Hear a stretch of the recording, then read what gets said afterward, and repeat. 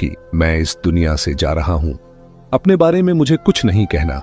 मेरी सारी नसीहत मेरे पोते के बारे में है। अपनी जान देकर भी इसकी हिफाजत करना। बहरहाल यहूदियों की तमाम साजिशों के बावजूद अल्लाह ताला ने इस मौके पर भी अपने रसूल को महफूज रखा। अब लौटते हैं रसूल अकरम की बचपन की जिंदगी की तरफ। इस्लाम में इस बारे में इख्तिलाफ है कि पैगंबर इस्लाम की विलादत के बाद शुरुआती दिनों में आपको दूध किसने पिलाया। एक रिवायत के मुताबिक विलादत के फौरन बाद पहले 8 दिन तक सुवैबा नामी खातून ने आपको दूध पिलाया। सुवैबा आपके एक चचा अब्बू लहब की कनीज थीं।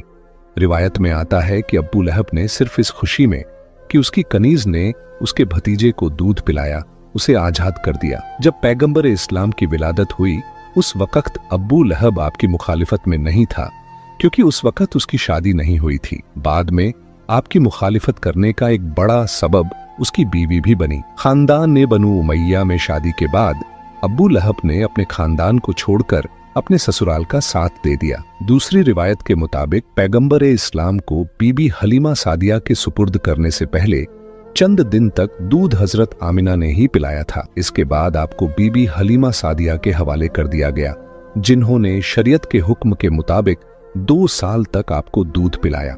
रिवायत में आता है कि जब हलीमा सादिया ने आपको दूध पिलाया उस वक्त वो दीन इब्राहिमी पर थीं और उसी वक्त दीन इब्राहिमी ही बरहक दीन था। चुनांचे उस पर ईमान रखने वाला अल्लाह के दीन पर अमल करने वाला माना जाता था। यानी कोई ये एतराज नहीं कर सकता कि किसी मुशरिक या काफिर ने पैगंबर इस्लाम को दूध पिलाया था।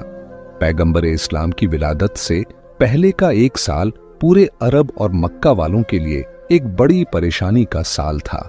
बारिशें कम हुई थीं, जिसकी वजह से गल्ला अनाज बहुत कम पैदा हुआ। मक्का वाले भी परेशान थे और मक्का के बाहर वाले भी। मगर जिस साल पैगंबर इस्लाम की विलादत हुई मक्का इंतहाई खुशहाल हो गया।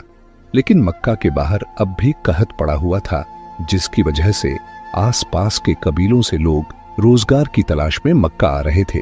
जहां एक तरफ मक्का में कहत नहीं था और गल्ला कसरत के साथ मौजूद था, वहीं दूसरी तरफ एक नई परेशानी खड़ी हो गई। उसी जमाने में मक्का में एक वबाई बीमारी फैल गई थी। खास तौर पर बच्चे उसकी लपेट में बहुत जल्दी आ रहे थे। ये बीमारी एक घर से दूसरे और दूसरे से तीसरे घर में फैल रही थी।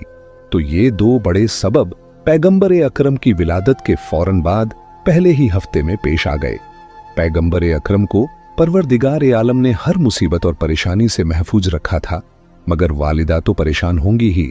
दूसरी तरफ मक्का के बाहर से